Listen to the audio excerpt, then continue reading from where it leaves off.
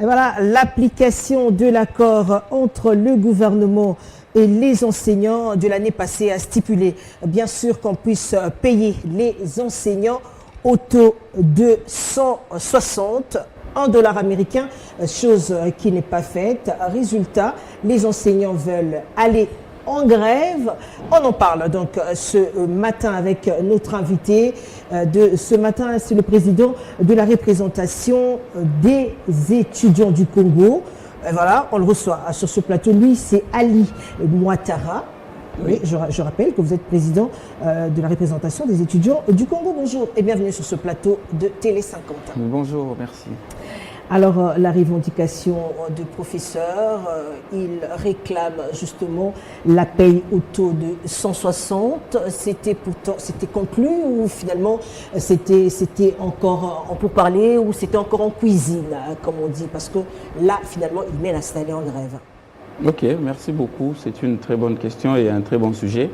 Alors, cette question de taux, cette année, c'est résolu.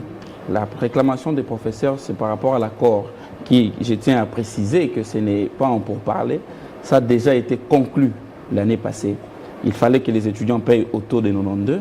Alors, il y avait un manque à gagner, parce que vous voyez avant, avec le taux de 160, il y a un écart entre 160 et le taux de 92. Ce manque à gagner là, selon les accords, c'est le gouvernement qui devait suppléer à ça. Donc, c'est le gouvernement qui devait payer. C'est comme ça que les enseignants ont fini l'année, avec cet accord l'année passée, en espérant débuter l'année avec le nouveau. Débuter l'année avec le nouveau, et d'une manière à ce que le gouvernement puisse terminer et respecter l'accord qu'il y a eu la fois passée. Mais malheureusement, jusque-là, nous étions chez les ministres de l'ESU, que je félicite en passant pour son oreille attentive. Il nous a reçus, parce que c'était 2 mois avant, et nous sommes arrivés là, il nous a montré les traces, que tout est déjà conclu au niveau du ministère et que c'était parti au niveau du ministère du budget. Et après, en tant que représentant des étudiants, avec l'équipe qui nous accompagne, nous sommes allés jusqu'au ministère du budget pour savoir où on en est avec les dossiers des enseignants. Et le ministère du budget avait dit de repasser après. C'est comme ça que nous sommes repassés après.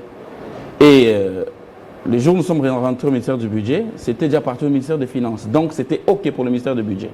Donc maintenant, les enseignants, le dossier au ministère des Finances, et nous les étudiants, ensuite nous avons fait une déclaration hier, c'était pour demander au ministre des Finances de résoudre ce qui n'est plus un problème, mais de payer ce qui a déjà été décidé au niveau du gouvernement. Alors vous demandez finalement l'arrêt de la grève alors qu'il n'y a pas encore effectivité. Sur base de quoi les enseignants vont reprendre les cours? Exactement, c'est comme ça que nous... C'est finalement des promesses sans promesses, ça ne date pas d'aujourd'hui. C'est comme ça que nous nous sommes dit, puisque ça devient des promesses en promesses. Ce n'est pas vraiment de nos habitudes, surtout avec notre mandat, de faire des déclarations comme ça pour demander au gouvernement de respecter l'accord.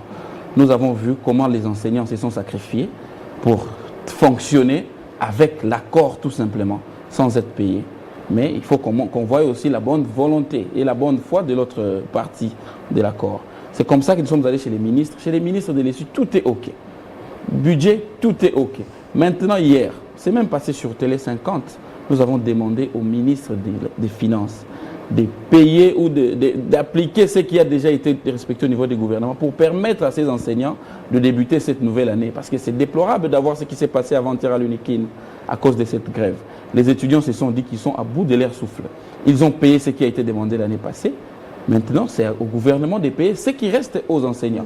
Et c'est comme ça que nous nous sommes alignés maintenant derrière les enseignants pour demander tous ensemble au gouvernement de respecter l'accord conclu avec les enseignants pour nous permettre de bien étudier. Vous voyez, c'est une année électorale.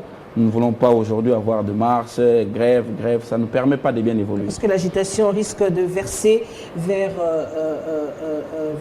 d'autres pratiques que l'on décrit justement, étant donné qu'on est à la veille des élections. Alors, aujourd'hui, vous êtes président de la représentation des étudiants du Congo. Oui. C'est vrai, vous demandez la levée de grève parce que vous voulez étudier. Mais en même temps, on peut décrypter ici comment on dit, la formation ici en République démocratique du Congo. Vous, en tant que président, vous sentez que la formation est assurée pour quel genre d'élite? Bon, sur cette question, c'est la question que j'ai toujours défendue.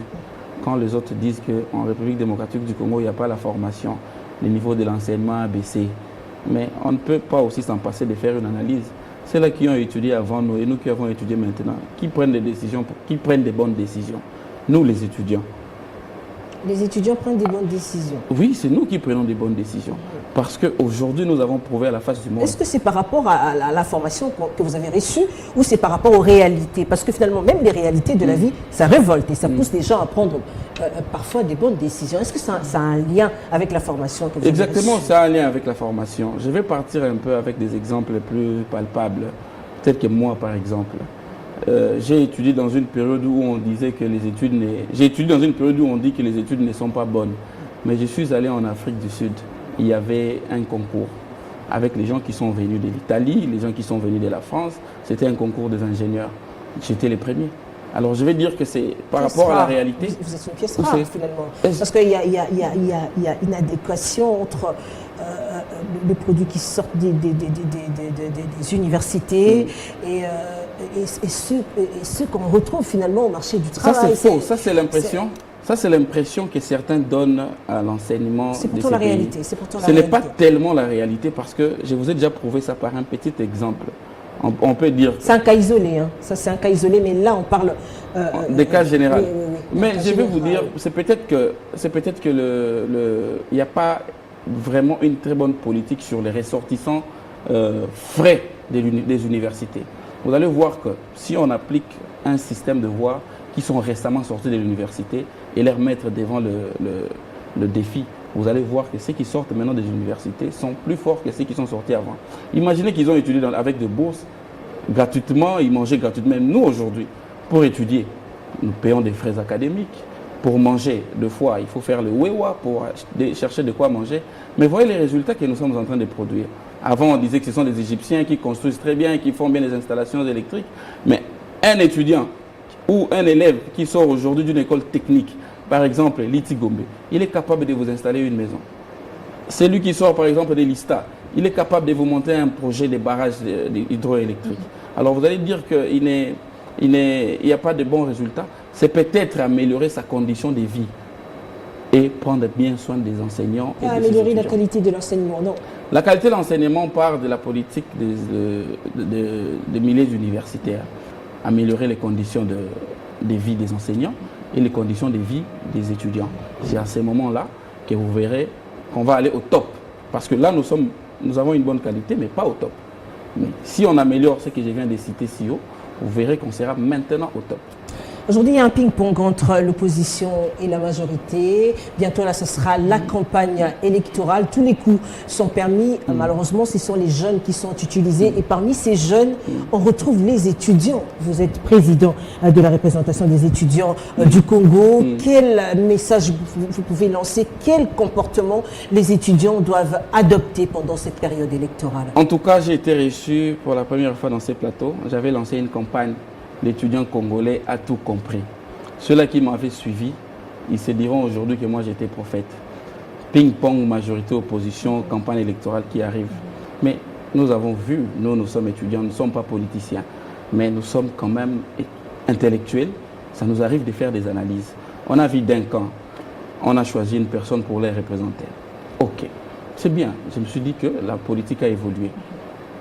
De l'autre côté, nous avons aussi vu, il y a 3 jours ou 4 jours passés, ils ont choisi encore un camp. Ils ont choisi une personne pour les représenter.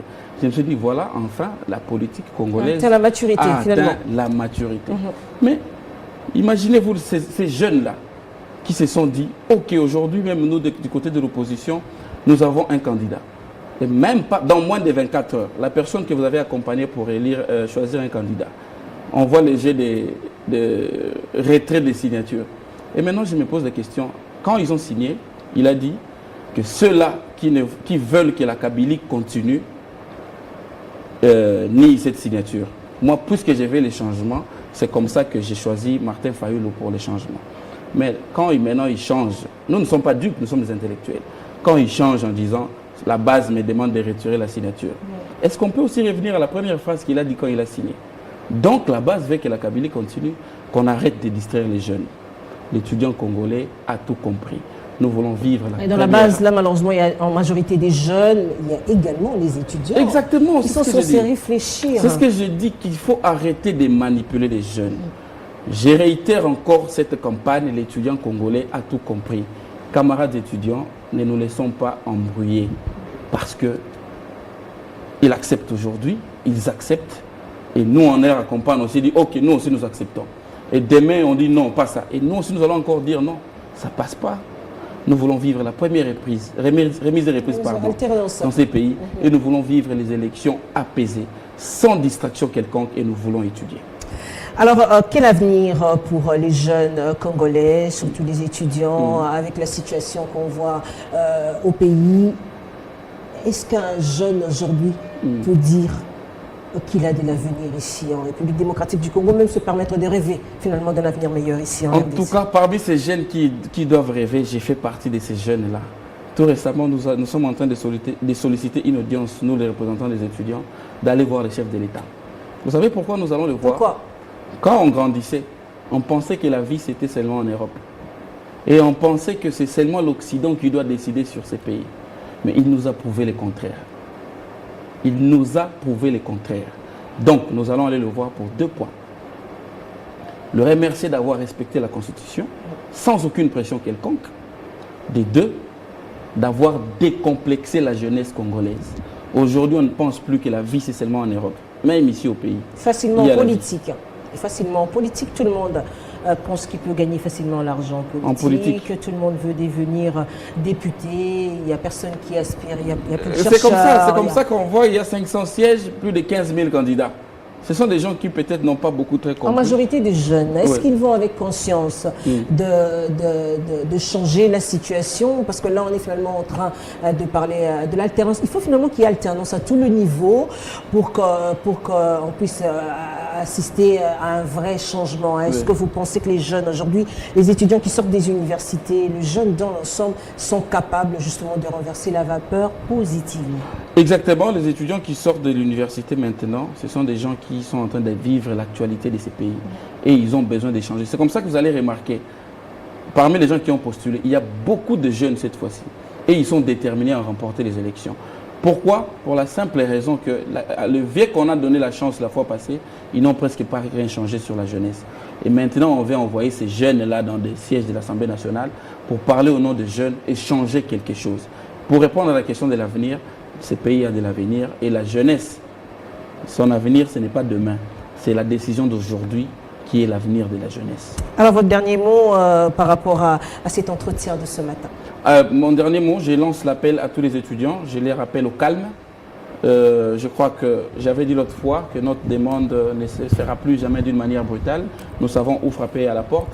Nous avons frappé au ministère de l'enseignement supérieur et universitaire. Nous avons eu des traces que c'est maintenant au ministère de la Finance et nous avons demandé au ministère de la Finance de résoudre le plus tôt que possible les problèmes des enseignants. Et je crois que c'est tombé entre de bonnes mains et qu'ils vont résoudre. Et j'ai demandé aux étudiants d'être calmes et de rester très calmes et que l'affaire ne soit pas politisée, que le gouvernement va trouver la solution. J'ai l'ultime conviction parce que nous devons étudier, c'est notre droit le plus légitime, que le gouvernement trouve la solution aux problèmes des enseignants et tout sera bien. Étudier, c'est le droit le plus légitime, c'est par là que nous allons boucler cet entretien. Merci d'avoir été sur ce plateau de Télé 50. Ali Ouattara, je rappelle que vous êtes président de la représentation des étudiants du Congo. Merci beaucoup. Merci également à vous tous qui nous avez suivis de partout dans le monde. C'en est donc fini pour Bonjour de ce matin. Ne nous quittez pas. L'actualité continue sur Télé 50 à 10h. C'est le journal en langue nationale. À 11h, ça sera un nouveau journal avec Mercis Mayangula. L'actualité continue bien sûr sur télé50.com. Moi, je vous retrouve demain, même heure, sur la même chaîne, avec le même plaisir bien sûr. Entre-temps, je vous dis prenez soin de vous car chaque jour est une vie.